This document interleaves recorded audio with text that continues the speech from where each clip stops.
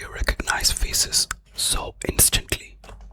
Guys, sometimes when we are walking in a crowd, we randomly see somebody's face, maybe in between two people, and we suddenly feel like, wait, I've seen that person somewhere. Our mind, even though we do not consciously look for a face, it always is scanning our surroundings for a potential face that we might or we might not know. This has happened to me quite a few times, and almost all of the times it was somebody who looked like someone who I already knew, which means even though I was not aware of it, my mind was constantly scanning for faces that I might know in the crowd. Now, why does that happen?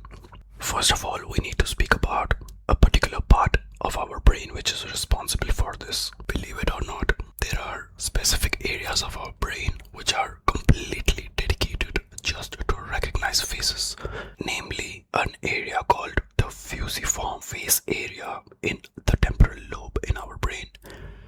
This area is almost completely dedicated just to recognize faces.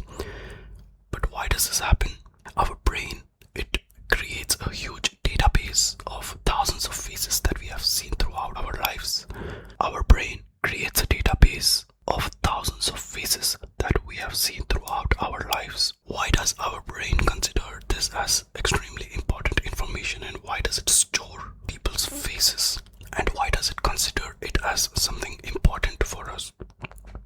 The answer is, evolutionarily, it has been extremely important for us to recognize faces, because recognizing someone's face is exactly what tells us if they are our friend or our enemy. In times of combat, in scenarios where we cannot see well, especially at night, it was extremely important that we recognized somebody's face very quickly to determine if we should react in a positive or a negative way, because that was crucial for our survival.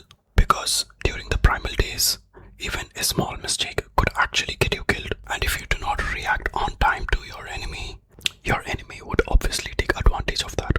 Another reason is that people display their emotions through their faces usually. So to understand the emotions of the people around us, it was very important for us to scan and read their faces. This is another reason why our mind gives so much importance to somebody's face, because it is constantly scanning their emotions. There is another phenomenon called pareidolia. I'm not sure if you've heard of this ever, but it is the phenomenon where there is no face somewhere, but you actually see a face. For example, let's say you look at your coffee, morning coffee, and then even though there's no design on the coffee, you suddenly see a bird. Let's say you're looking at the clouds, and obviously nobody has designed the cloud to make it look like something, but you suddenly see a dog's face, or you see two eyes on the clouds. This happens everywhere, guys. Whether you look at a stone or whether you look at food, our mind would actually be okay with us assuming that there is a face